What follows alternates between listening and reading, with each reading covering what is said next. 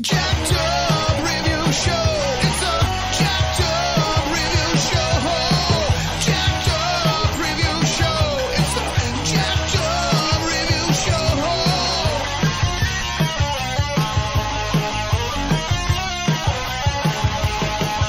Join us as we cover many an insane movie and numerous cult TV phenomenons. Are you ready to get jacked up? Are you with us? Then listen on. Listener discretion is advised. It's a Jacked Up Review Show. It's a Jacked Up Review Show. Jacked Up Review Show.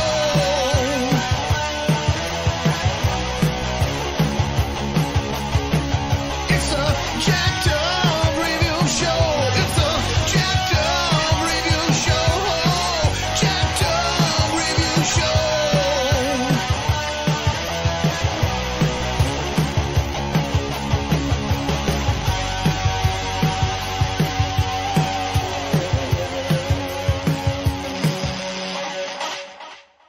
Welcome. How are we? Good. Woo! Good, yeah. Great. We're We're freaking great. out, yeah. Are you kidding me? We are jacked. No, I want you to up. feel awful because why else would I want to record? Oh, no. No, so we are doing another cult franchise. We got, again, the Gowlin Clan. Ooh. Hello.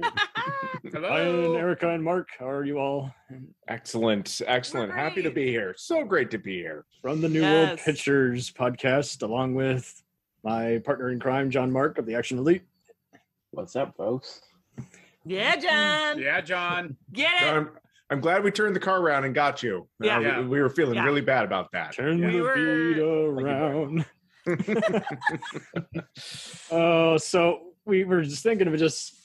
I was listening religiously to their podcast, and of course, they casually were mentioning some other Dimension film franchises. Like, man, you guys are fucking reading my mind. I gotta pick your brain and ask you on here, and of course, they accepted the invite, and so it was great. Yes. Thank you for Clever. having us. Yeah, Anytime. thanks for asking us. So Yeah, we don't normally get to talk about movies in the 2000 era, so this is a nice change of pace.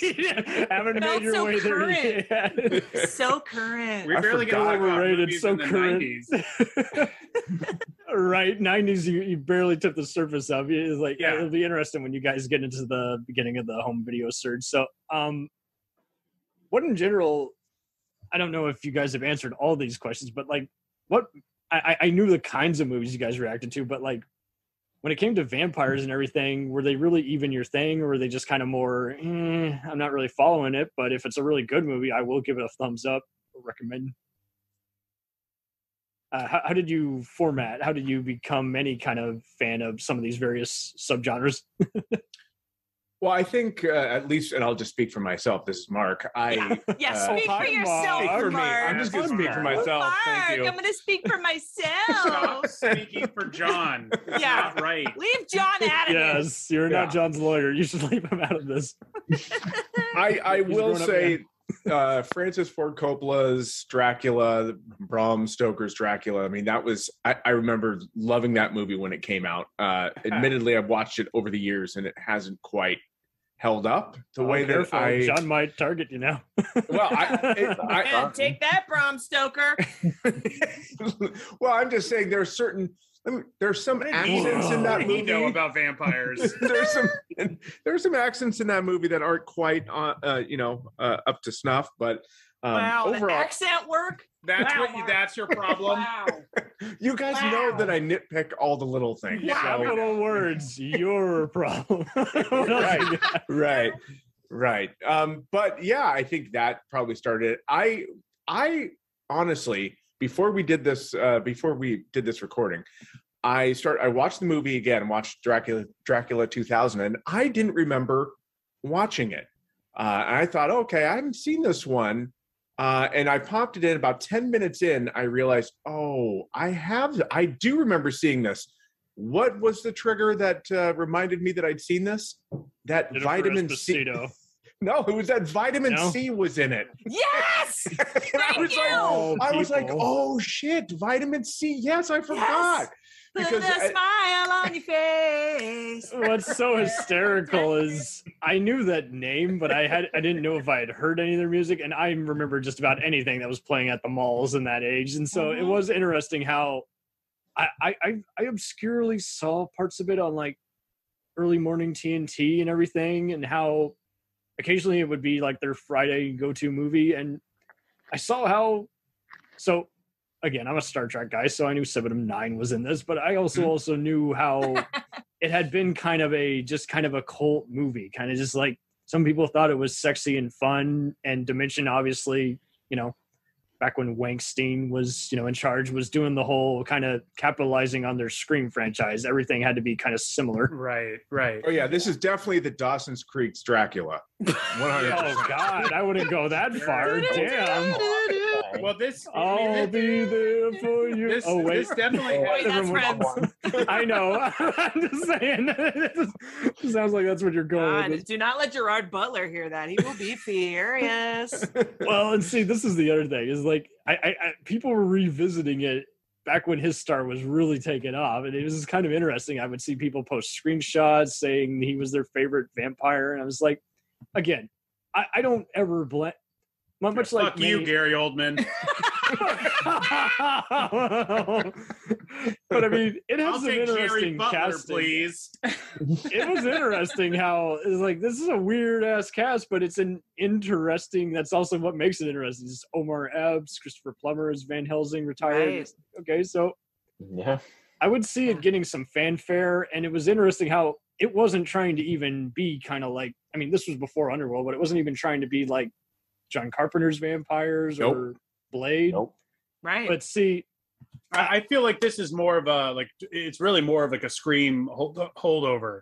At this point, they'd already done Scream 2, and I think that they were like, even this the to me music- feels more like, especially not just because of the Wes Craven aspect, but that it feels like that's why they had so many people like flock to this movie. The cast is so stacked, and I think they were thinking, oh, this could be another Scream. This could be another Scream franchise. Re-updating Dracula for contemporary There's some playful times. moments that could easily be kind of like Near Dark or Lost Boys. How dare I compare it? But I'm just saying, it's just like it's an easygoing kind of Saturday night kind of movie. It's not trying to be. It's just trying to be. It's kind of its own thing, even though it's got all these elements. I mean, there's some shots that I could have sworn almost look like some of the Dimension Films, Hellraiser movies, or even Wishmaster to some extent. Just that, Sure. I get that vibe, that atmosphere, Yeah. this ancient evil being unleashed. It has a 90s. It really feels like the 90s. It feels like deeply into the 90s, which I guess it is. Shot in the 90s at least, but released in 2000. But it feels very much like a 90s horror film, which I think is why I have loved it since I watched it. I watched it before. It didn't feel like all the other ones where it's like, let's play some Nickelback and all this other stuff. Well, that's the thing. The score is there. The soundtrack is very much in the 1990s. Disturbed is on here, and they get played in the credits. Linkin But Park. like, yeah, Linkin Park. But then the band that performs, I looked them up. They're even credited as like themselves, but it's like it was kind of weird how some movies on occasion would try and still like advertising for this and try and make people think it was related. Like there was that awful Sci-Fi Channel movie Dracula 3000 where they fight vampires in space. Yeah. It's got nothing to do with any of that. It's just a shit fest Wow. with Casper Van Dien, but it's like, yeah. But yeah, no, the Shit band that fest. How dare you, sir? Casper Van Dien. I and love fighting Casper Van vampires in Dien, but I'm space. just saying it's a rough sit, and I say that as a guy who can name his top 20 movies. You make it sound like Casper Van Dien would just say yes to anything. What was your first clue, my friend? Wow. You know what? Fuck you, Gary Oldman, and fuck you, Casper Van Dien. I know. I You're say this here with love. first. Oh my God! So What have we Monster done? Magnet, What have we done? John, bring us back. Bring us back. Bring to us our back, focus. you all. But yeah, The love of Dracula 2000. so Monster Magnet Oh, man. performs in this damn movie, and it's kind of wild because it's like, what happened to them? Yeah. Right? Like, are they available? Like, can vaguely we heard of all get them. together and like have them play at a party? I mean, I don't know. I have vaguely heard of them, and I wasn't familiar with them. I was just like, why is this? Usually, metal is so censored in the mainstream. You always wonder, were they a has-been, or were they hot for a minute? You never know until you do some research. And this was years before, Wikipedia and all that. So it's like, I was not familiar with them. So I was like, oh, it seems like they were just hot for a second and then disappeared. Yeah. Yeah. That seemed to be the case. Really, they're the collateral damage of Dracula 2000. Oh my God. I thought Nathan Are you Fillion's trying to break haircut me was on the my collateral own damage. goddamn show? Hey, careful. That's John's favorite Arnold movie. No, I'm kidding, but I'm just saying. I always joke that movie would have been even more interesting because Sofia Vergara that was her first movie, and they cut her scene because it involved a terrorist taking over a plane. Oh, wow. Wow, I didn't know that. Yeah, Imagine what a different career she would have had when she would have broke through It's on not good, collateral man. damage. She just starred topless in a detective movie with Carl Urban, so she's going cool places. So All right. not just playing Manny, I'm your mother. Yeah. Hey, whatever it takes, Yeah, I exactly. mean, Oh. let's just get real. If I looked like her, I would be topless and everything. I'd be like, sorry, it's in my rider, no shirts. Deal with it. It's in my contract. No shirts. Yeah. ABC had to have a long conversation with her. Oh, careful using About being topless and like, hey, BBC in yeah. the same sentence. No, I Yeah. said ABC. I said. Oh, I'm about to say. Okay, Jesus, for her dude. show for her sitcom. Yeah. Yeah, we did some Oh. work with her for Walmart. That would have really changed the complexity. Walmart. Speaking of which, you can totally find these in a trilogy pack. Yeah. Yes, you can. yes, you can. Yes, You're you gonna have to can. dig through the bin of other trilogy packs, but it's in there. Keep digging, you'll find Keep it. I got a Blu-ray of Dracula and then Dracula 2 Ascension. I did not get one with all Sweet. three of them. You didn't get all three? No. It wasn't a threesome. No, it was not a threesome. How I sad. think you can get a threesome, but I got But he played it safe. Yeah. He just kept Yeah. it twosome. exactly Just one-on-one. Congrats. They I wouldn't- just gave this an explicit rating for this damn So, podcast. Dracula 2. Yeah, so Amazon wouldn't deliver the threesome. They wouldn't deliver it. They told me they wouldn't do it. I tried to ask nicely, but It's just so dumb how Charles Band keeps putting his movies on there. I'm like, you're going to have to edit them and edit all the good stuff out. was Dracula 2 the official start to Jason London's downslide? yeah. Well, No, it was not. He was What? already in Sci-Fi Channel fare, and this was kind of Yeah. the beginning of that. But I just love how this is like the second group of movies. Like they were basically filmed in Romania back to back with the Prophecy sequels, which feel so much like Omen, Hellraiser type movies. So it all blends together. This is part of the Dimension powerhouse. And also at the same time they did Hellraiser Hellworld. Because Carrie Payton, he his head gets chopped off in Dracula 2 Ascension. They reused that and repurposed that fake head, and that's why he I got didn't know cast that. into Hellworld. So they Nice. used his head in Hellworld because they were already there. So they cast him from that, and Oh, that how of course cool. is also based on I guess a short story from Joel. kind of like Swanson. how James Cameron's sets were reused on Galaxy of Terror and the other Corman productions. So now that's Sure. that's cool. Sure. that someone's using the practical stuff, but Also, I- Hellraiser Hellworld is a little hidden gem of those late stage Hellraisers. Yeah, it sure is. I don't know if you've ever seen that one, guys. no, but I've seen them all, but I so in short, I like them all except that one and the amateur one they did with the, what I call the greater value Kroger version. then 9 and 10 basically is what you're saying, like those last two. I mean, Greater value Kroger. sorry, I love them all. Oh my god, that even just took me though- back. That took me back. I love them all, even though cuckolding is not scary in part one. So, and even though Judgment spends too much time trying to be Saw, and then you get those plot twists which are similar to the comic books of Hellraiser. So, I mean, if that's anything, interesting. I'm the kind of guy who when you don't like official X-Files or Star Trek stuff, you go for movies that are similar that could easily be an episode or a sequel.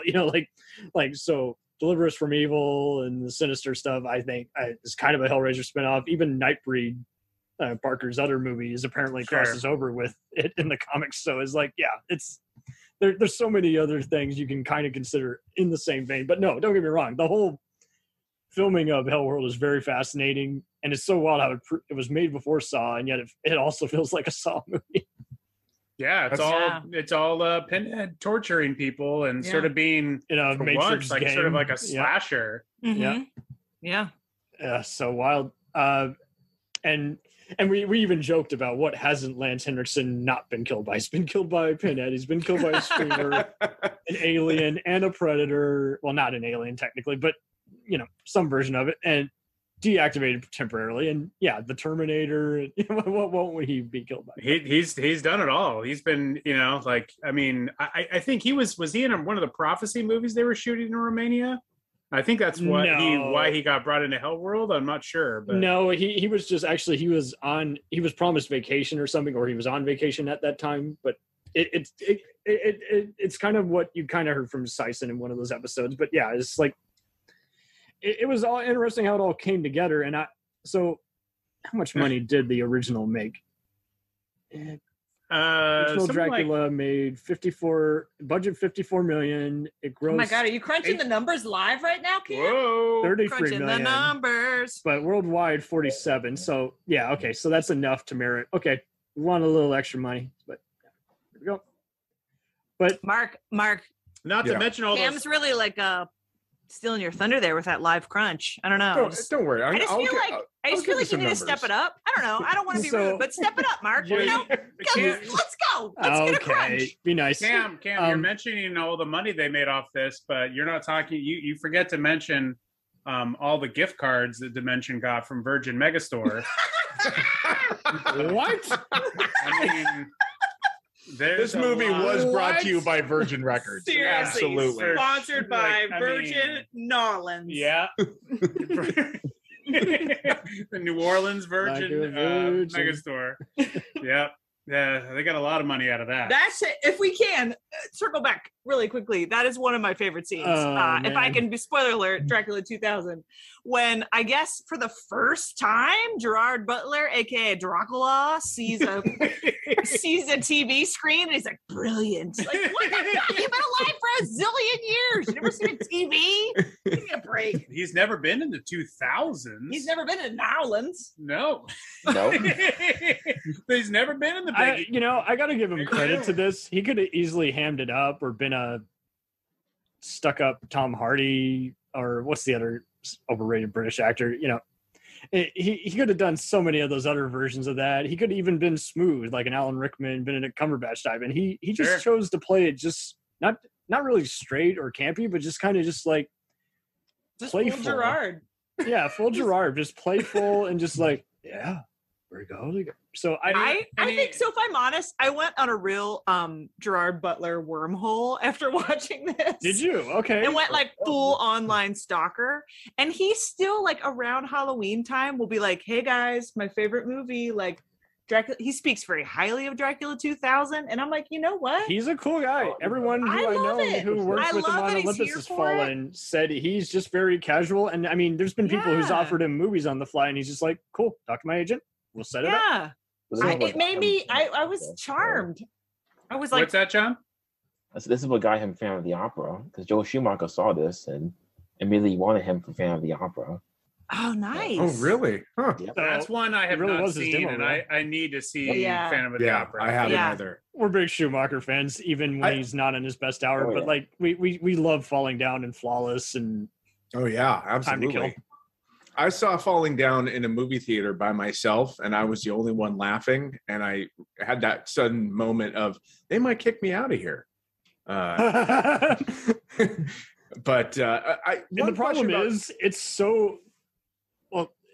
Many of these movies is like they were in theaters, but they just, if you were to even do it in a theater now, you would probably just get ignored. It would just be bad, and it just sucks because it's like, if anything, the 2000s were the brink of just even more different kinds of cult movies that no one can describe unless you've seen it. And Absolutely. I totally agree. And I think so I had actually not seen this. I don't know how I missed this. I can't even.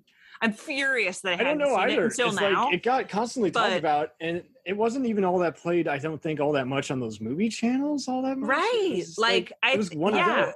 I somehow missed it, and I'm just gonna say, like, I loved it from start to finish. And hilariously, I've recently watched Hackers, starring a one Johnny Lee Miller, and watching this, I just was This like, is an interesting parallel. I was meant Yeah. I was meant to see this. This is post Angelina Jolie relationship, and then pre Elementary, and I gotta hand it off. I mean, both he and Omar Epps could have totally overacted, and they instead kind of went more for just they truly believe in what they're saying. And so I'm an idiot. I couldn't remember if I had seen part one, but I used to be on various sites where I would track kill counts and other cool stuff and watch all kinds of B movies. I was a B movie for life, and I saw part 2 and 3 just to see what other martial arts type movies Jason Scott Lee had done. And I was like, you know what? I shouldn't enjoy this, but this is kind of fun. I'm digging this Time Cop 2 Rapa Nui live action Jungle Book guy. Why didn't he do more? And Rutger Hauer is playing Dracula. He does more flogging than he does any martial arts. But, totally. So like you recognize Jason London post Mallrats. I recognize Diane Neal. And I was like, where have I seen her? Oh, that's right. That's Casey from Law and Order and the CIS agent. This is her debut. It's like her first movie, I think, was I love her in this. She's a badass. Dracula 2 and 3. They shot back to back there.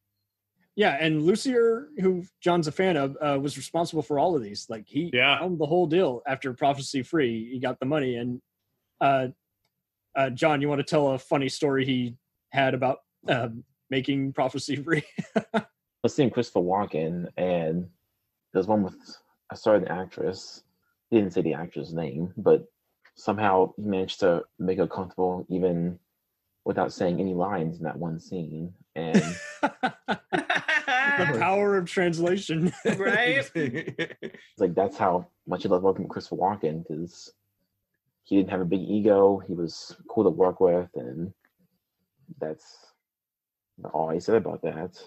Yeah, that's so cool. John, I'm so curious. Had you seen this movie when it first came out? Like, have you been a longtime fan? Oh no, I saw this. I remember it was exactly October of 2009, because my brother and my dad had gotten to see this the week they came out, because they loved certain horror films. Mm-hmm. So they saw it on Christmas week, because it came out. Didn't it come out like December 23, 2000? Cool. December 22nd. Oh, okay. Sorry. They told me, Ryan, come on. Damn it, Dome. Damn it. And they got me into this after I saw Bram Stoker's Dracula afterwards. And ever since then, I've been hooked into this. It's one that I've always thought was a unique take on Dracula, and I've always found it to be creative, which I know most critics don't think. They think it's just generic.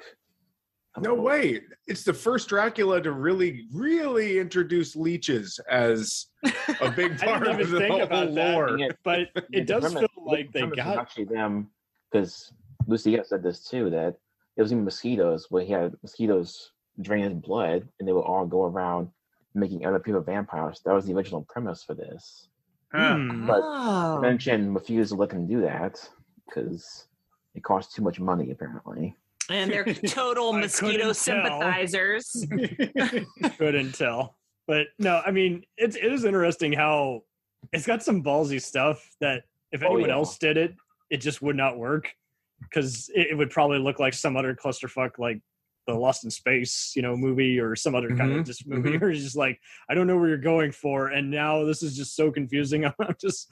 I'm better off watching a Roland Emmerich, misfire. It's just like I don't know what's going on. But so it's interesting how he had all these ideas, but I never at one point felt like I was confused or just like there's something left on the cutting room floor. It's way better than Gods of Egypt. You know, it's not. It's not a movie where Fuck you you, just poster. Fuck you, Gary Oldman. Fuck you, Gods of Gods of Egypt. Egypt.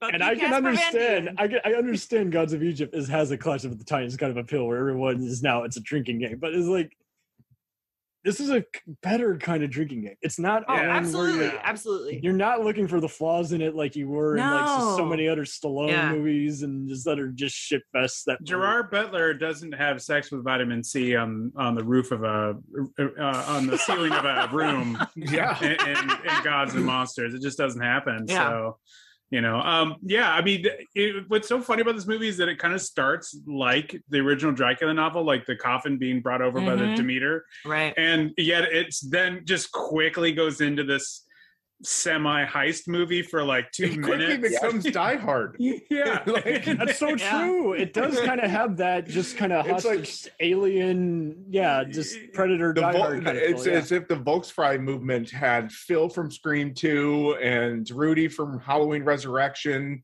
Deputy Stubbs how from Freddy dare you, vs. sir. Jason, It's better than and of course Steven from that 70s show, because that's a bold casting we move. we gotta hire a molester. You know?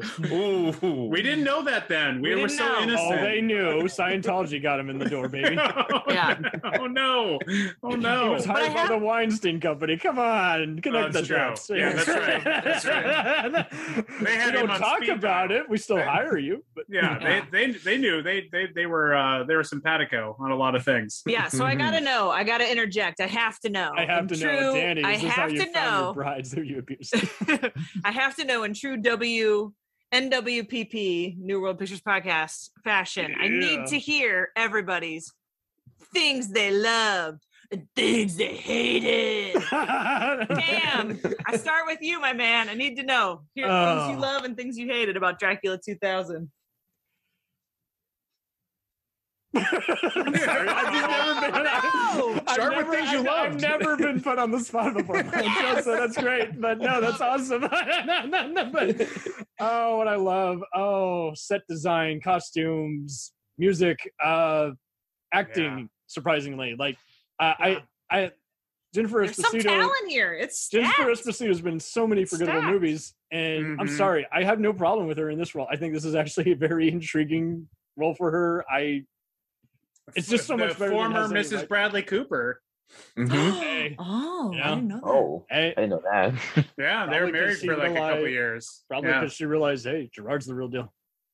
This is what split them apart. This is This is it. what did This it. is it. But no, so many actors have just so many hectic things. It's like I've never heard any of them toss this one under the bus. I think they legit knew they were making a fun genre movie. It's so much better than all the other, Scream knockoffs like Valentine and Urban Legends, Oh, yeah. Two for Free, all that other dog shit, Venom. No, not the Tom Hardy shit fest. I'm talking the one from 2005, which the Weinstein Company was Right, like, let's cash in right. on Scream. Let's have a guy who has a venomous knife hunt people. It's like, because like you say, you guys have already hit the nail without even realizing you've hit the nail. It's like, it's a very fun, casual watch. And rewatching this, I liked it even more. And for whatever reason, I got it all discombobulated. This is where Rotten Tomatoes has just bastardized this as a society. I was like, I remembered I got it mixed up with 5 other different movies. Mm-hmm. I'm not kidding. Like, I got it mixed up with all these other movies that are out around the same time. It's like, it doesn't Yeah. have any of what I mistook it for. It doesn't have any crappy CGI. It doesn't have too much overblaring music. It doesn't have any forced fight scenes. There's some pretty cool action in this. And it's just casual fun. It doesn't pretend to be, better than anything else. It's way better than that awful, Van Helsing film with Hugh Jackman. It's Oh, Oh, yeah. Yeah, definitely. Agree. it's not trying to be like Hammer horror even, because how can you be like Hammer? It's trying to be fun.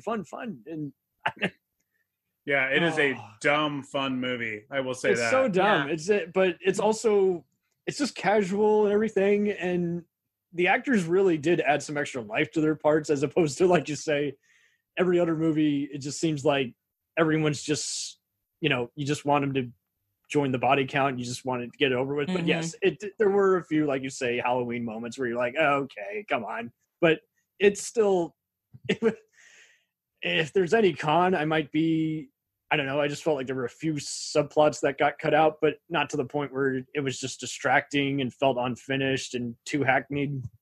Yeah. Yeah. No, I hear you. That's fair. I love it.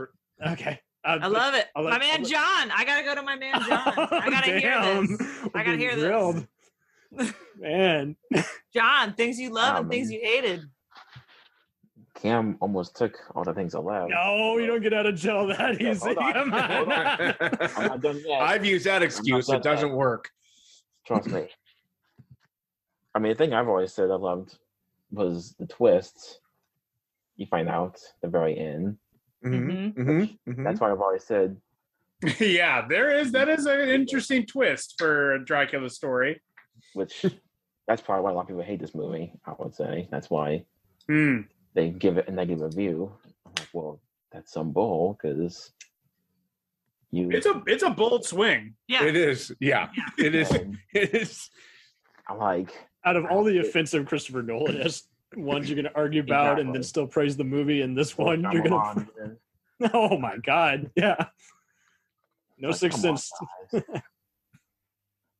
I mean, besides that, I mean, like Cam said about the actors, I've always felt a lot of them did the job well, especially Johnny Lee Miller, who I wasn't even a big fan of before I saw this.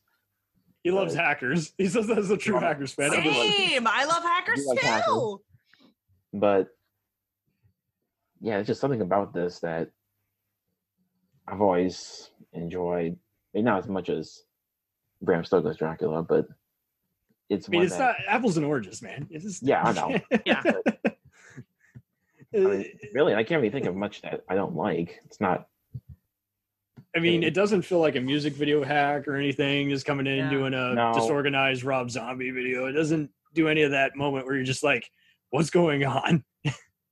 Well, it's interesting you keep bringing up, we keep talking about Bram Stoker's Dracula because there is, I mean, because it says Dracula 2000, it feels like we're seeing Dracula, but now in the modern context. I'm just doing the disclaimer. We're not 9-year-olds who base every movie on the same level. No. But well, be fair. I'm at best 12 years old. In my so was I. I just screw up, but I never. Let's be fair to those of us who were. The 12-year-old self of me never left. I always had the old mentality of, well, is it straight to video? Sign me up. Right? There we go. Yeah. There we go. I mean, we're all getting older, but the 12-year-old in us never died. So, That's right.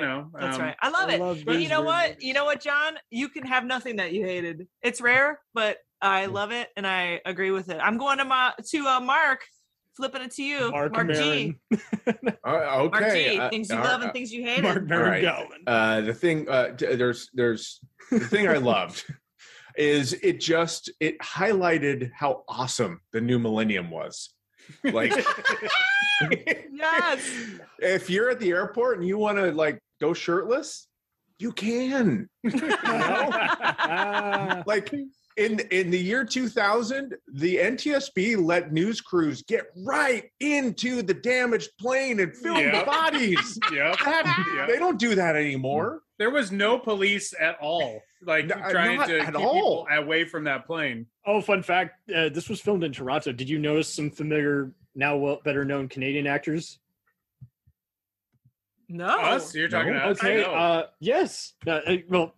So the inspector guy, the guy who's being teased when they're questioning Esposito in the police siege, which kind of had vibes of Terminator and Halloween in that segment. But I recognize that actor. He was the main president on Amazon Prime's The Expanse. I was like, oh, nice. What an interesting early role for him. Nice. But yeah, no, I recognize just about every other actor from Stargate and X-Files reruns. Yeah. It's just like it had the typical Toronto scenery, but you don't really tell compared to other ones where just out in the middle of nowhere. Yeah. Hashtag Camdome. Yeah. Sorry, just putting it out there. Camdome, I'll take it. I should register that domain before the do it. Get it? Yeah, it definitely doesn't look like New Orleans, but I don't know if I would say it was like, I mean, without having never been to Toronto, I don't know if I would have said, oh, that's definitely Canada. That's clearly a Dead Zone film set. It was like, it's definitely not New Orleans, but the swamp being there, that river sort of being a somewhat of a dead giveaway. I felt like it was a Highlander spin. Mark, what was something you hated, dude? One other thing that I loved really quick is that, you know, we're all getting older, and how dare you? The 12-year-old doesn't, but we do. I will not turn 13. How dare you? But some people age poorly. What this movie showed me is, like, Gerard Butler specifically showed me that sometimes you can age into an entirely new face. Oh, no! I'm not sure if that's a compliment or a critique. He was at a surfing accident. How dare you? I learned that on my Gerard Butler wormhole. You know what? Your face would change if you. Your face would change too if you had to deal with the geostorm. Okay, it's a totally brand new kind of storm. That's true. It's a Blasphemy, different kind of storm. good sir. Blasphemy. Okay, thing I hated. I did think that Nathan Fillion, that was some historical trivia. This is around the time he's on Buffy playing the crooked priest, and here he is playing the priest in this movie. Right, exactly. Totally. I was like, it seemed like he seemed like the only actor in this movie that was like, last minute. So we're only going to shoot this one day, right? One day. You promised me one day. Let's wrap it up and get this thing over with. But you know, I loved seeing him in the movie. I just wish that there was more of him. Saving Private Ryan as the other Ryan, so I think he was just taking whatever gig he could. I forgot about that. Yeah. He'd actually auditioned, I believe, the director's commentary for this. Patrick Lussier said he auditioned for the Johnny Lee Miller role, and he didn't get it. But they cast him in this, so they really liked him, so they wanted to put him in something. Wow, Cam Dome versus Dome. Dome. That's so dope. Versus Jones. D versus D. I need to borrow your Blu-ray. That's different. That D versus D is a very different thing. That's how they're gonna. Nope. At least we're not playing D&D and getting everyone's gonna understand as soon as they put on the poster. D versus D. They all gonna know what that means. Dracula, baby. Are you surprised? So I heard some Rob Zombie music, but I didn't hear Dracula. Yeah, but it also showed that in the year 2000, white zombie bands that wanted to sound like White Zombie sounded like White Zombie. Right. Like you could sound, everyone had a crack at sounding like White Zombie. It had the White Zombie influence, this movie, but no White Zombie on the actual soundtrack. Did any of their songs play in the trailer at least? Oh, did it, Dome? Did it, Cam Dome? Don't flip that That's over why here. I'm asking. I don't watch trailers. I didn't see the. I watched this for the titty count. I'm not here to tell you what songs played in the trailer. At least you got my same mentality. I was watching anything that was violent on TV. So. It was just one titty count. What did you hate, Mark? Mark? I already said that. Oh, his face. Yeah. He doesn't like. Yeah, I got this, face. Ryan. Hey, Ryan, what did you love and what did you hate? Well, personally, I love that phone that the main girl has. It's like because I had this was before razors, so yeah, Mary, her phone when she had like that landline, but that landline where you could see the innards of the phone because that was Vitamin C's phone. That was Vitamin C's phone. Well, okay. I had that exact same phone. So holy shit, you had the same phone as Vitamin C? Well, I don't recognize her as Vitamin C. I recognize her as Master Thespian Colleen and No, you don't. No one calls her by her. We're not allowed to call her that. We're not allowed to call her that. Okay. Okay, so obviously, you didn't watch a lot of the Amanda Show. I sure did, and I didn't realize that was oh my god! So I did love seeing the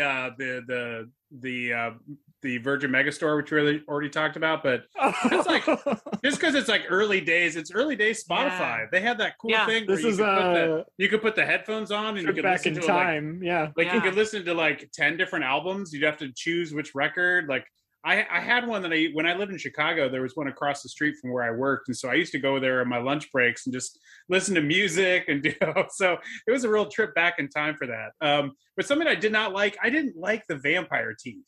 Yeah.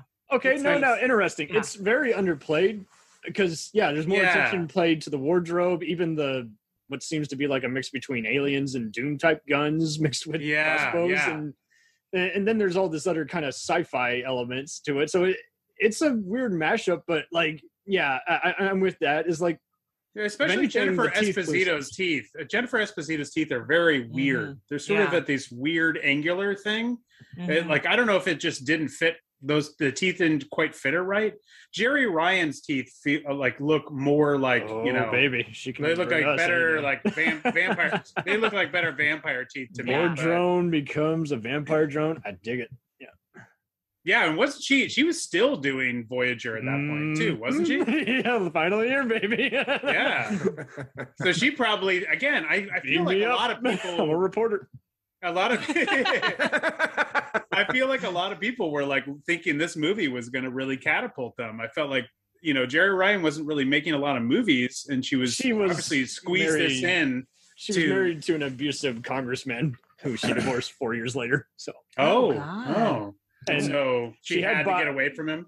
But yes, get away from me, Mark. Oh, hi, Mark. But no, seriously, like you say, aside from Gerard's, Tommy Wiseau looking hair and Esposito's fangs, she has an interesting role in here. But I think this was around the same time she was on Bustin' in Public, so she was still part of the David E. Kelly factory, So I think that's just it. I think she just embraced TV and just did only movies on the side here and there. But she's gone a long way. She was really awesome as that. And that Bosch, if you haven't seen her, I've never seen her play a villain before. Yes. Oh, okay. Yeah. Yes. So, but I think she warmed up to this. I think, yes, all these actors had fun with it, and they were just like, hey, let the dominoes fall where they do. If they do or don't embrace it, then it is what it is. But that's interesting how, like you mentioned earlier, Gerard promotes it on his Twitter here and there every Halloween. So I think, I think everyone, it was just a fun experience which is rare because most Weinstein films were pretty terrible experiences. So I think it was just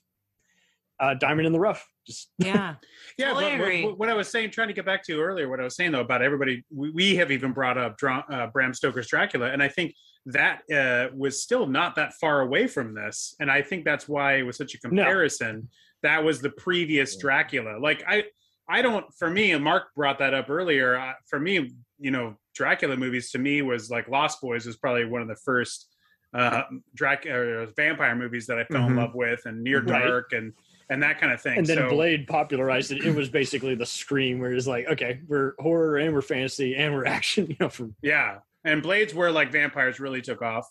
And I mean, people were like, okay, we love vampires. But that was caught up years later. And even though they appear in the trailer, most people didn't realize, they thought, it's George Clooney from ER being a cool, assassin guy. It's like, no, it's a road trip movie that ends up becoming a vampire movie. So it's wild how they took multiple forms, like you say, and this was just kind of at the end of the litter, and it just was hot for a second and then just kind of just evaporated. Yeah, I mean, I think that people looked at this, having had Bram Stoker's Dracula in their more recent history, and because this says Dracula in the title, they couldn't help but make that comparison. And it's not fair to make that comparison because clearly this is not trying to be that film, and this is not trying to tell your traditional vampire Dracula story. Craven presents Bram Stoker's Dracula. I'm like, that's redundant. Whose vision is it? Yeah. He just put his name on it like Wishmaster to get funding. And don't get me wrong, a lot of his other movies that he produced weren't so hot, but I mean, surely we got some Jen Finn's hair. They said Dracula was Judas Iscariot. I mean, that is that is don't fucking spoiler. That's spoiler. fucking wild. Spoiler, man.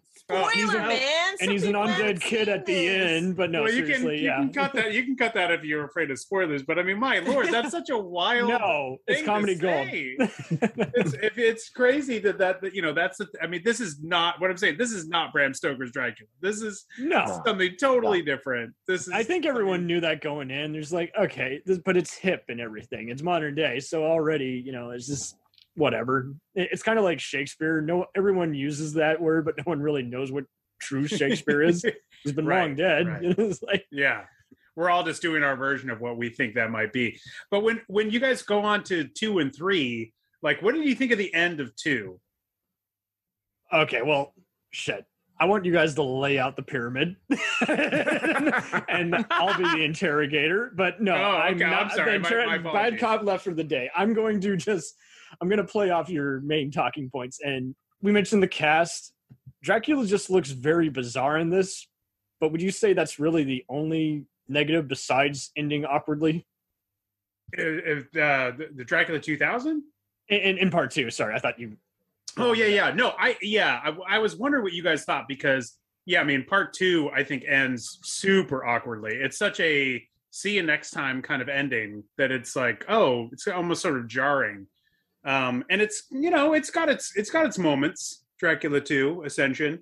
It just the ending of it felt like, oh, okay, and it's so clearly like we shot 2 movies back to back.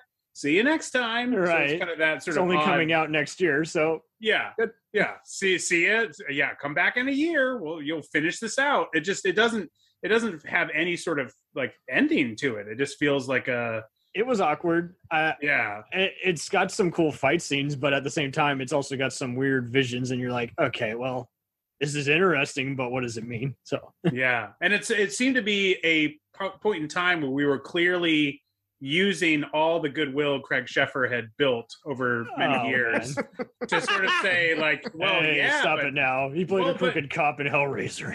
Yeah, I know that's the thing. Like now we were like, hey, you like Craig Sheffer, but he's a bad guy now. That's where it seemed to be like we're gonna now make him. Erica already listed it around him enough. Yeah, but I mean that's just it. You do A River Runs Through It. And that's your moment in the sun, and then you make a bunch of movies with Burn Notice's Gabriel Anwar, have a kid, and then keep making all these other turbulence, Die Hard on a movie, not on a movie, Die Hard on a plane knockoffs. And so I was like, yeah, I wasn't surprised to see him here. I keep forgetting he's in here though, because he's just there's so many other characters in this, so I'm just Well, I mean, I was thinking specifically because we had seen for our podcast we ranked all the Hellraisers.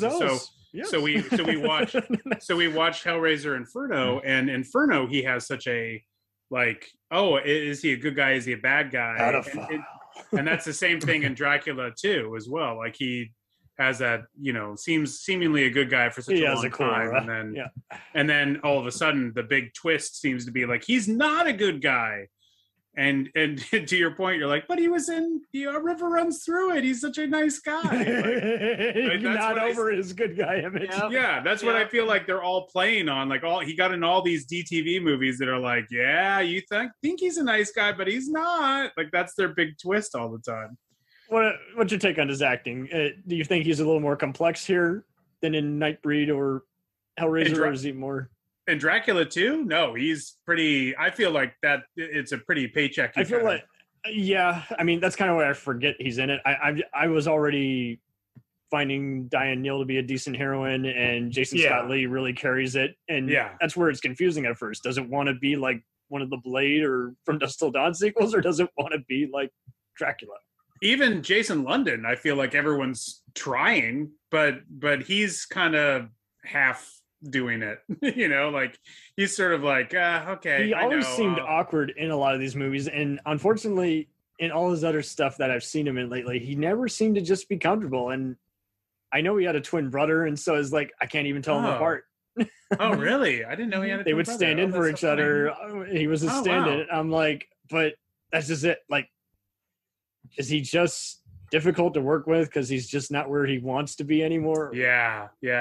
Twins are difficult, right? Let's just say it. You heard it here first. I'm Twins mistaken are for difficult. you, man.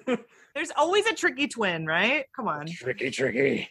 Like, even though his twin was a stand-in, like their dad was like, "Man, I'm really proud of that one." You know? Yeah, like, exactly. When I worked with Robert Redford, Dad. Like, no, I don't know. Your brother's also pretty great, so you know. Exactly. Are we talking about Jason London or?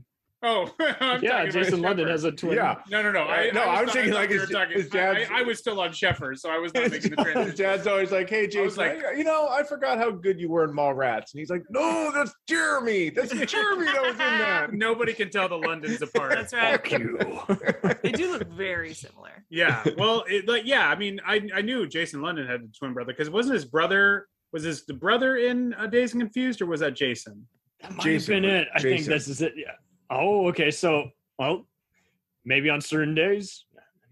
Right? Yeah. Right? Yep. Yeah. No, it is yeah. You don't know who It you're is getting. Jason. You don't know who you're getting. Yeah. Yeah. You never know. You never know. That sounds like something a girlfriend says. I don't know who I'm getting. Oh shit. So, what do we like about the plot? Is it a typical mad scientist plot, or is it pretty sloppy? For Sorry. which Because it one? keeps your part for Dracula too. Yes. For Dracula 2, I actually didn't mind it. But it definitely takes a long time to activate Dracula. Yeah, that was kind of what I recall too. And like you say, it keeps your attention. It's energetic and it's bolting at the speed of light, but it takes you a while to just kind of realize, okay, why am I watching this? Why do I care? Yeah, I mean, it just takes its sweet time, and it seems like everyone else. It's really more about everyone else's obsession with Dracula and the power that being a vampire can give you, but less about actual Dracula. And I feel like they were saving those kinds of things, probably because of budget and stuff, but they were saving that for like part 3. But part 2 is fine. It just takes a long time. Most of the time, they have Dracula tied up for most of it, so it's Spoiler. Oh, stop!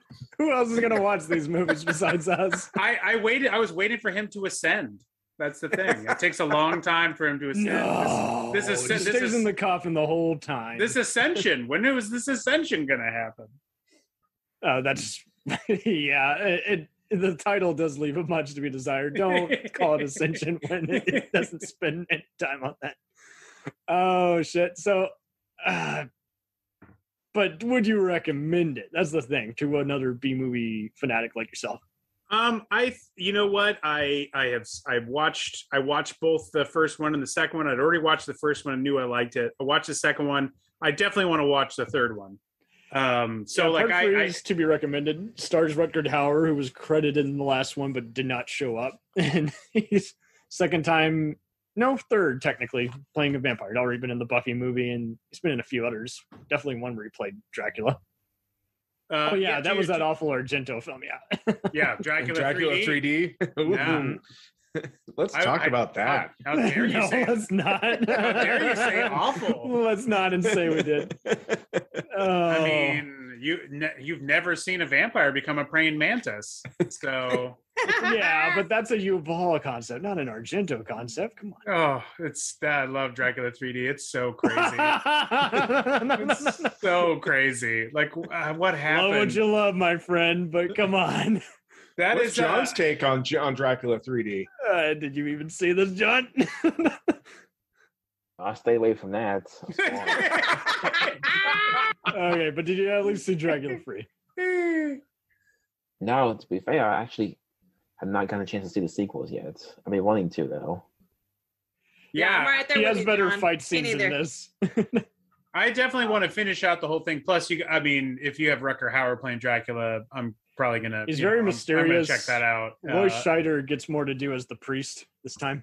Yeah, he only pops up a little bit in Dracula 2, and so which is still great. That's how I actually knew about these. I was tracking other stuff he had done. I'm like, oh, Okay, so he's guest starred on movies. He was Frank Castle's father in The Punisher. Oh wait, he's in these 2 Dracula sequels playing a priest. Okay. Yeah, I felt like, well, we maybe only get 1 scene, but we actually get 2 scenes out of him, which is pretty cool.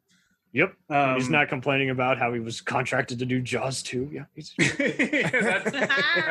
took It Jaws wasn't- to get out of his contract with the studio. That's what he said, okay, we'll get out of your 3 picture deal if he did Jaws 2. So To think he would have been in The Deer Hunter. What a different trajectory. I know. Like, why did he say no to that? I don't know what he was At least thinking. it's not John Savage slumming here, because as good an actor as John is Savage is, it's really annoying to seeing him pop up in direct-to-video movies around this time, because he just always looks out of it. Like, I know. I know. He's just getting a paycheck. I'm just imagining that I'm still in that POW camp. So, but yeah, like I definitely think the Diane Dracula. Hill, she's butt ass naked here. So. The Dracula. Can I just say, for the record, I love the phrase "butt ass naked." It's like my favorite It's way. pretty redundant. Yes. My favorite way to describe naked. Like, was he naked? No, he was butt ass naked. Oh shit! He was butt-ass naked. Yeah. It just takes it to another level. It's like as if you had 2 butts. You have a butt. Oh God, no! Double butting. You just gave us an X-Files plot twist. Chris Carter should hire you. The man with 2 butts. Oh Jesus! Starring Bruce Campbell. And I would say that having Rutger Hauer for the 3rd one is definitely intriguing, because I felt like, and I'm forgetting the guy's name, but the guy in the 2nd one, Jason Scott Lee. No, who played Dracula? Oh yeah, wrong sauce. I mean, look, he's tied up for most of it, so it's like he didn't have much to do. And he has but, such like, weird it's- makeup and hair, and you're just Yeah, like, and all of a sudden he's blonde, and you're like, what? Huh? What is happening? Like, it's not. he takes on different forms, but yeah, I mean, I'm sorry. When I look at it now, I just think of our pal of the show, Matt Poirier from the direct-to-video connoisseur, is like wrong sauce, absolute wrong sauce. Yeah, it doesn't feel like it gives you a lot of respect for Gerard Butler's performance, where you're like, oh, you know what, Gerard's pretty good, man. He's pretty good. Not bad. And no offense. All to that Gerard guy, needed was a sword, and how cool would it have been if he had, I don't know, there'd been other incarnations of Dracula. It would have been cool had they done kind of the whole, there's so many other creative venues they could have gone, but I think it would have been cool had, much like Van Helsing, there's many people who take the title. It would have been cool if it had been actually more like The Prophecy or Highlander, where they all meet to basically, send each other to purgatory or just gain each other's credibility or something, some shit like that. But no, they instead went to mad scientist territory, and then next thing you know, they're back to Blade, just From Dusk Till Dawn stuff, where you're just like, okay, we're back to hunting. So this is where we step in, Dracula 4000, and we do it. We do it our way. We do it our way. Finally. What would your plot be? Well, first of all, It Dracula's went to a space robot. in 3000, so I mean, Dracula's a full-on robot at this point. He's Absolutely. a vampire robot. Yeah. okay, so he's a Absolutely, cyborg, like in Westworld. Okay, got it. Yep. Yep, sure. Yep. He's a cyborg. He's obviously played by Casper Van Dien. Yes. And voiced by Who else? Voiced by What? Gary Oldman. Yep. Oh, I was Yeah. going to say Patrick Schwarzenegger, since we can't afford Arnold. And we that's want to true. get That's some right. Terminator That's investors good. into this. So. Yeah. Yeah, what Casper Van Dien should not do is use his own voice. We should definitely Oh, we have to dub Casp! over. We have to dub over his voice with someone. bullshit. Come on, Apes, you want to live forever? I'm pretty sure we could get Jason London to come back. For this Yes, one. we got to get the Londons. Oh, the Londons both are Londons in are it. in it. Jesus. Both They're in it. You got to get them in there. Thing one and thing two. That's right. And you got to have Walken in there, and it's a full-on prophecy Dracula 4000. Yes. Produced yes. by So Dracula Joel 4. Joel Swanson. Swanson. Dracula Yeah. 4, the Done. the coming of the prophecy or some shit. Joel, I know you're listening because you're not at band practice. So I know Oh, you're wait. Doug Bradley has to play his possessed cop from part 4. Yes. Yes. Oh, And then he turns into Pinhead at the very Yeah. end. Yes. Oh, that's the big reveal at the end. Yeah. And Craig Shepard just pops And out. all those Clive Is Barker he good? Is fans he who bad? Who want knows? all the Wes Craven estate and Barker fans, seriously, go fuck yourselves. Have some fun with these franchises. You secretly want to see a versus match. I know. I know you do. I know you do. And Be what real. if the genie from Wishmaster is at the end is how they get rid of Dracula? Yes. I'm loving how you say this because we are actually friends with the gal who does social media, Erica Wright, for Andrew Devoff the Gin. So that's wow. It's done. We're putting it out there. It's trademarked. I'm t-shirting it. It's happening. So. There you go. Just because you make a T-shirt, it doesn't trademark it, Erica. Yeah, I want to be very clear. That's how it works, Mark. Okay, don't Wes Craven's The Telltale Heart. Presented AKA by Dracula Clive Barker. Yes. 3000. Do whatever the fuck you want. Yes. Have Dracula, the Gin, the Wishmaster, and yes, the Pinhead and his Cenobite family. And yes. Hell, maybe Craig Schaefer can come back and then be fighting his mad he's coming scientist back. self from both. Craig Shepard's in. He's playing like a descendant. He can have some Christopher outrageous Plummer. lines like, "What the hell is this? Is this Saw? What's this? Yeah. Is this a bad dream?" Oh God! We haven't cut his hand off just for why not? God! We're gonna get an X rating, man. No cutting off my hands. Oh God! We're going for that X rating. Dracula 4000 has to be X. the complete X. Yeah. Well, or at least NC-17. It's got to be hardcore. A lot of butt-ass naked people in that. That's what I'm saying. Oh. Most God. of the cast is butt-ass naked for the entire time because they're in space. It's like steaming. So does Jason Scott Lee come back, or does he pass? Do we get Mark Dacascos? Well, we can bring it back in a flashback. And we should have it be sponsored by something else that doesn't exist, like sponsored by Barnes and Nobles. It'll be set in a Barnes and Noble. Year 4000. So Erica is going by Canon Films repertoire, where you promote that someone is in this movie, even though they're not at all in the movie. So. We only make a movie if we have a quality sponsor. That's right. That's right. Oh, what a trip! What a journey we've been on. That's awesome. Now, who gets to play the sheriff of the town that's overrun with vampires? Can we get Joe Don Baker out of retirement? Ooh. Oh, I don't think he's in retirement. I think he's walking tall, baby, in his town. I think he's in permanent retirement, Joe Don Baker. Nope. Mitchell rides again. Give him more baby oil. It'll be Dracula, Final Justice. Ooh, I like it. I like it. And then I guess Wesley Snipes do a cameo like he did on What We Do in the Shadows. Just show up. That's how you hunt vampires? Man, you guys are amateurs. I knew it. That was God, great. he is still around. I think he passed away, Joe Don Baker, man. Wow. I'm misinformed. You're pulling your facts. Thinking of Michael Parks or one of those other crazy guys. He's pulling his facts from the Erica Dome. Yeah. He's dead? He's alive?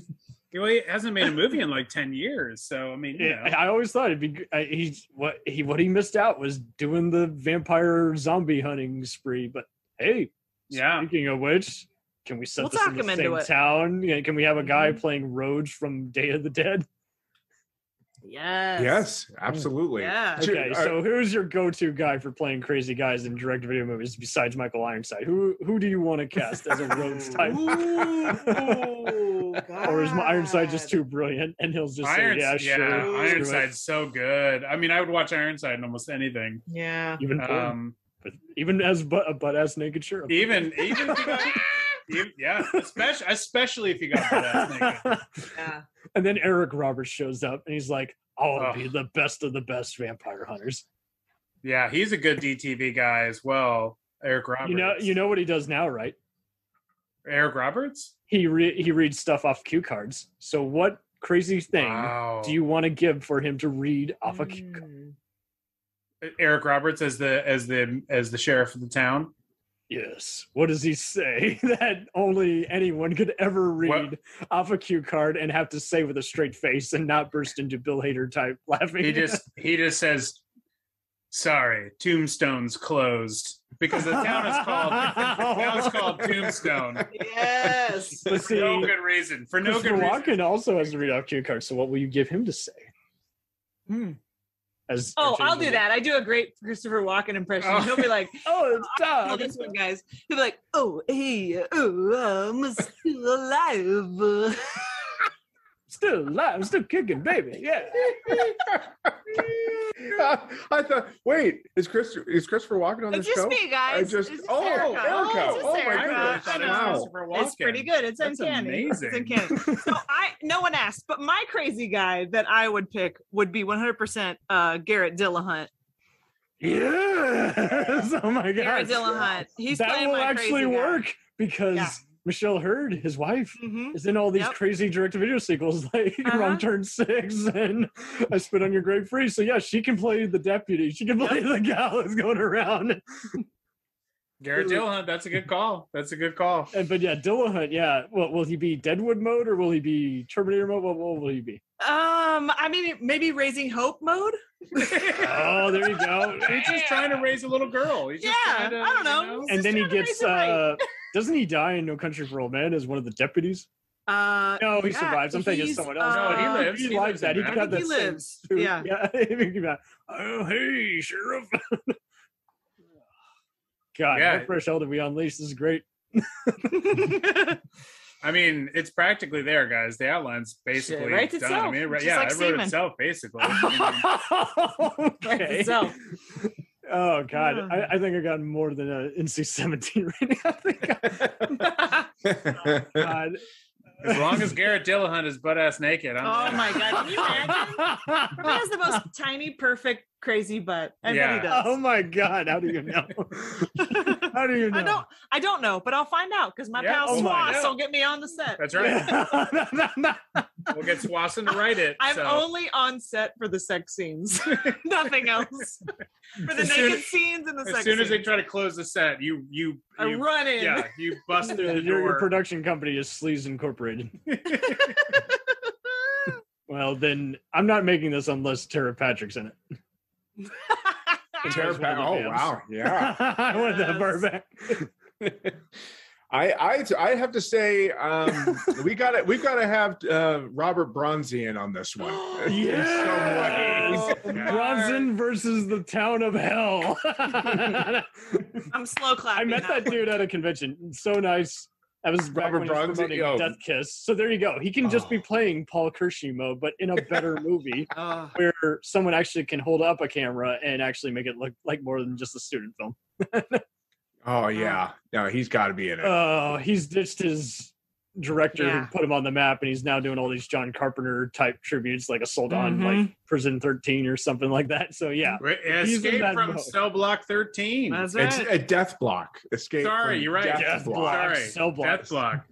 Yeah, Speaking of we blocks. interviewed the director, Mhm. Gary Jones. We talked to the director of that one. Not to be confused with the Stargate actor.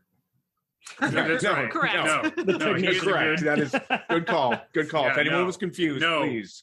Yeah, I think they Alien Nation listed, that's TV why I show. was confused. At one point, he was merging an IMDb. I'm like, no, that's not the same guy.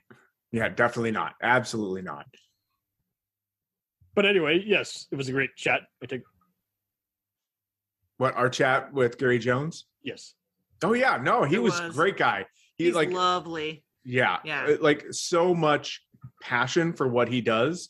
And Mhm. I mean, you say what you want about Escape from Death Block 13. Like he did so much work. Like he was the editor. I mean, his wife was Visual working on it. effects Like and he's Mhm. special effects. I mean, this guy he has a love for filmmaking, and Mhm. you know, obviously, he's being super scrappy about it and trying to make these movies like basically by himself. Like he's working, saving money, shooting some more, working, saving money, shooting some more.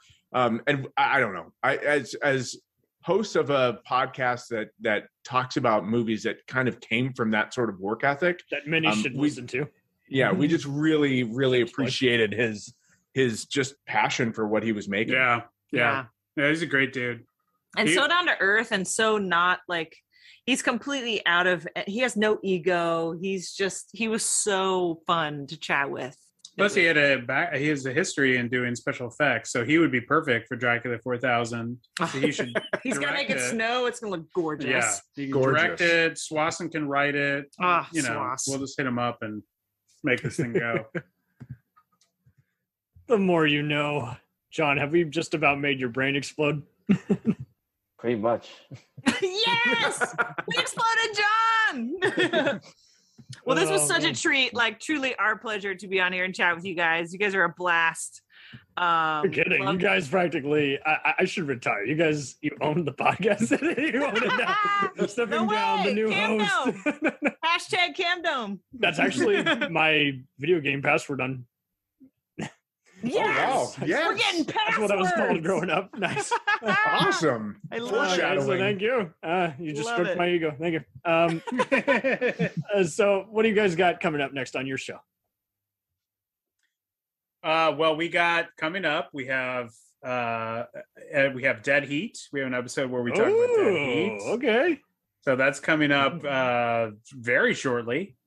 We just did an episode on Grunt the Wrestling Movie, and we also spoke with the director, Alan Holzman, and so we will have that coming up. We also, next month, we're going to be talking, I'm not sure exactly where everything's going to fit in next month, but we will be doing probably Curfew as well. Yeah. Pull it out of your ass. Well, I'm just not sure where all the episodes will fall exactly, but we have lined up. We have Curfew. We have... we're going to be talking about one of the few musicals that New World Pictures ever put out. So yeah, and we got another couple of interviews. So we it's going to be fun. It's going to be fun. Sweetness. Who's been your favorite to interview besides Gary and Tony and Randall and company? Like, My God, don't you dare make me pick a favorite. Don't you dare. okay. They're all my Onion, favorites. Battle Love them Royal, all cute equally. style. I know. You're My How God. dare you? We got to pick surviving the something game. that will Hard die. target. Here we go. What's going on? It's been amazing how, like, I think we were joking with each other because we're like, we always say like these people are great, but that's because we haven't talked to anybody that's been really like a bummer or been difficult. You know, it's been really enjoyable. I'd love that we chatted with Courtney Gaines from Children of the Corn. Children of the Corn. That was super cool and really He great to gave talk some to him about pointers. his He's like, career. really? That's how it was filmed? Oh, okay. Yeah, he was such a cool guy to chat with, and he's had such a great career, and so he was really, really fun to chat with.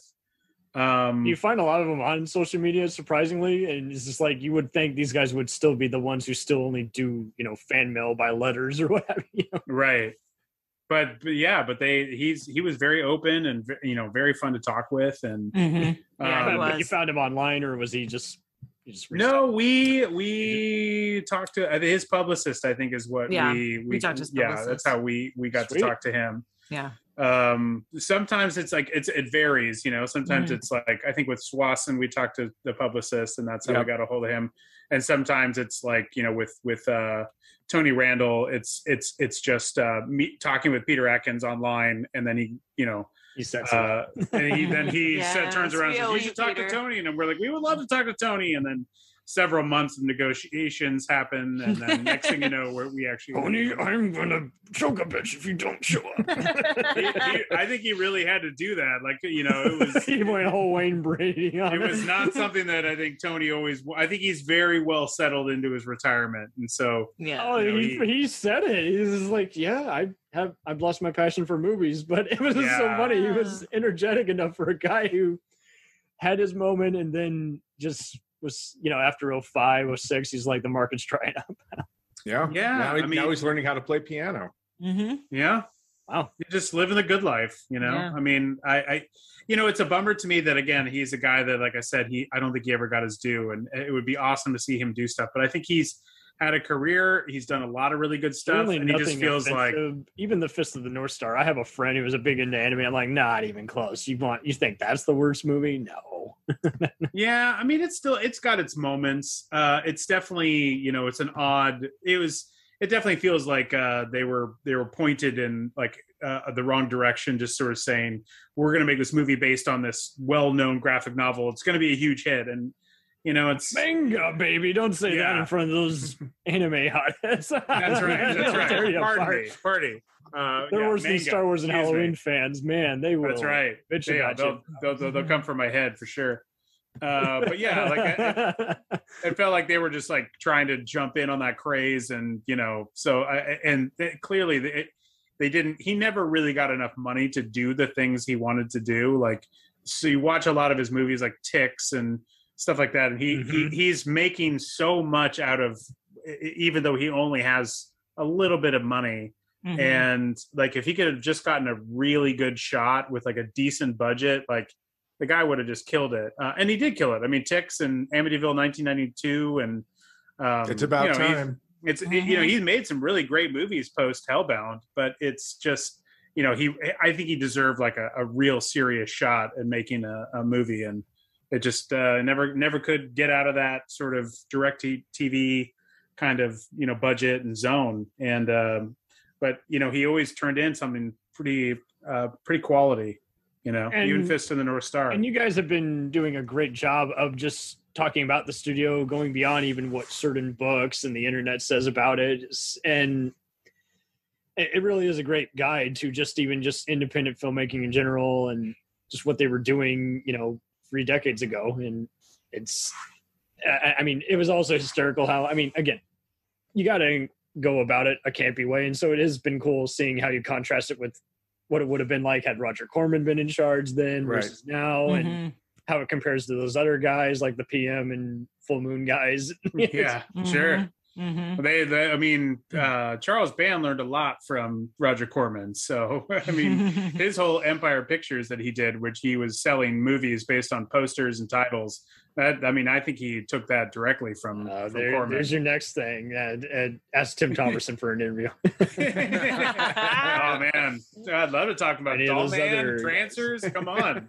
Got so much to talk about. Thank you for saying that. That's very nice of you. I think we definitely started out just wanting to talk about those movies, and have sort of everyone's picky about film history. Some people just want to literally only do just what's been glossed over already in like DVD special features. And it's like, no. Let's talk about some less talked about guys who everyone kind of knows, being a video hound. But where did they disappear to? Where did they go? And some of them, like you say, are working everyday 9-to-5 jobs and nicest people ever. And others are just like still kicking, but unreachable, or just have left it so far behind they really don't want to revisit it unless there's a convention in their town. Yeah, and that's the thing, right? Like, we talk about what we like and love, and I talk a lot of shit about these movies, but at the end of the day, I love them, and it brings you to your people. Like, we've been able to make some connections with people that we've never met, and people online, and I think that's been the coolest and most rewarding part of it. Obviously, the interviews are just like the icing on top. Sure. But connecting with listeners and just fans in general is what it's all about. It's awesome. Well, thank you all. You absolutely own this. So you own this. Come on. You own this. Thank you for having us. But you own the chat.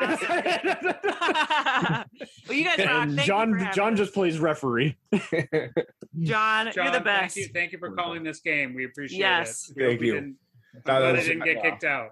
That was a fair reference. He was looking forward to it because really he's like, okay, and I thank you guys for encouraging me to actually revisit this, because it's like I denied myself this movie. I cannot believe I denied this. I love the sequels, but I did not. I saw this movie, and it's very inoffensive. It's hardly an infamous, like you say, just some movies you literally do have to just invite your drunk friends over and make them realize just how stuck up they are. This is a great one. When we even spoke to Joel Swanson, this was one that I had watched in preparation of that, and it's definitely one I had not seen. Like, I can remember the trailer, or at least hearing that Dracula 2000 was coming out, but I did not see it at the time. And watching it, I was like, okay, I got to try and check out as many of Joel's movies as I can. And we did not get a chance to talk to him about it, and I was so angry because, boy, did I want to ask him. I wanted to ask him about this movie. Like, I want to follow up. I know that nobody's listening to the interview though and going, "Oh, when is he going to talk about Dracula 2000?" Like, they wanted, we wanted to talk about his New World days. We wanted to talk about like his time in Hellraiser and like obviously he had a new movie that was coming out at the time. So we had a lot on our plate, but I was like, oh man, I want to ask him about Dracula 2000 because it's such a blast. It's so fun. Yeah. He might show up at a panel and one of us will have to send a That's right. Yes. Yeah, I hope so. Absolutely. I would love to hear a bit of his take. He also was on the commentary for the disc, so that's nice sweet. to hear him and Patrick talk about the movie. But it's just such a fun, crazy movie with just like it is definitely one of those undiscovered gems. And to me, I still feel like it's a 90s movie, even though it says 2000, but it feels like a real undiscovered 90s gem. Oh, totally. And if it came on just again on the movie channels on a more obscure day, or even on Svengoolie, everyone would watch it. It's like, Yep. it's Totally, 100%. It's hardly an infamous that you just cannot finish, to where it's just like, or to where it's a poor man's room where you're just like, okay, I want it to be a so bad it's good party, but it just won't let me have fun. It's not even that kind of movie. It's just fun. Yeah. Yep. Yeah. And F is for fun. And you look at that cast and you're like, God, how did we all miss this? It's got such an incredible cast. So, yeah, it's a fun one. Oh, thank you all for being good sports. And again, bringing Chuck E. Cheese to our doorstep. More Chuck E. Cheese than Chuck E. Cheese. We bring the cheese. That's it. Right. We'll return after these messages. Hey, feeling down? Feeling low? Not enough podcasts about movies in your life? Why not try They must be destroyed on sight. the new Podcast Cure-All? Sure to get you right with the world and on a path to better living. We have exploitation, we have Italian horror, we have zombies, we have slashers, we have crime films, we have spaghetti westerns, we even have sci-fi and sex comedies. So take a dose of They must be destroyed on sight. as needed, and let the hosts, Lee Russell, Daniel Harper, Paul Romali, and the odd guest host cure what ails you.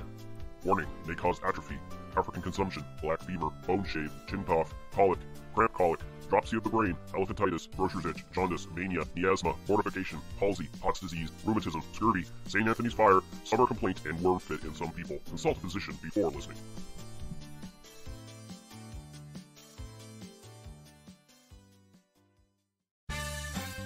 Did you ever see a film at such a young age it left you traumatized with cinematic wounds? Necrophilia. It's a dead issue, man. Don't push it. Cinema Psyops is a weekly podcast documenting an ongoing experiment on the mind of an unwilling test subject. No one should have to watch this movie. Oh, no one should have to watch this? No one should have to watch this movie. Surprisingly, it's not a topic that a lot of people really want to tackle. I'm shocked, prudes. I know, really. Right? It's the next sexual frontier that no one wants to explore. I am, in the most sincerest of senses, disappointed in you. It takes a powerful goddess like Connie, jam her arm down the monster's throat and kill it. Oh, I'm still tripping out over that. Even as a kid, I was like, I gotta find a girl like that. Every week, I get a new look of disappointment that I never thought I could get out of her. Unimaginable. At 12 years old, you should not be watching this movie. Obviously. At 13, you should not be. 14, you shouldn't be. I'm not entirely sure even 17-year-olds should be watching this. Just because you're offended by something doesn't mean that you have the right to demand that it doesn't exist. Watching this film again, I had all of this like little nerd glee with everything that kept little popping history doll popping up absolutely. at you. So I totally loved this film.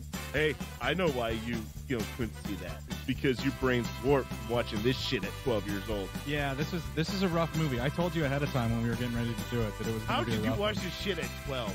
Because physical wounds heal, cinematic ones don't. Listen to Cinema Psyops. Hey everybody, I'm Corey. And I'm Zach, and we're the hosts of Podcasting After Dark, a cast dedicated to late-night horror and sci-fi of the 80s and 90s, often found on HBO and Cinemax. You know, the movies your parents didn't want you watching as a kid. You can find us every other week on Apple Podcasts, Spotify, Podbean, and Stitcher. This is what you want. This is what you get. Greetings, friends. My name is Dean Legero, and I'm the host of the 3324 podcast. I invite you to join me and my lifelong friend Eric Kuber to come with us as we discuss the music and movies that shaped our life. Each week, we'll pick an album or film that we really connect to, and not only give you some great info and trivia, but also discuss, debate, and celebrate what it means to us and the journey it took us on. We also look forward to hearing from you and giving us some of your picks for us to check out and discuss. I think it'll be a really fun experience, so come along with us for the ride. You can find us on your favorite podcast provider and at 3324.buzzsprout.com. Thanks for your time, and welcome to the 3324 family. It's time, let's check our queue, baby. Pair it with a couple brews, baby. We love good movies. We love the bad ones too. So we watch them all and pass their lessons on to you. Oh yeah.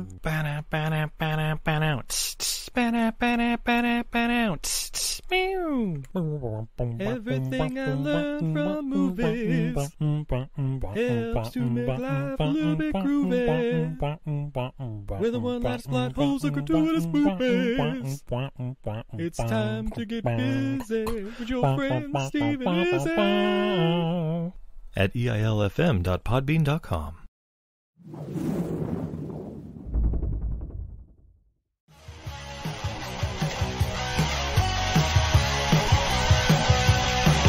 Follow us on the web on Facebook, Twitter, and Instagram. The podcast is available on Podbean, Spotify, iHeartRadio, Anchor, Apple, and anywhere else podcasts are available. Feel free to review our show and leave comments on any of those sites. Thanks a million for listening. It's a Jacked Up Review Show.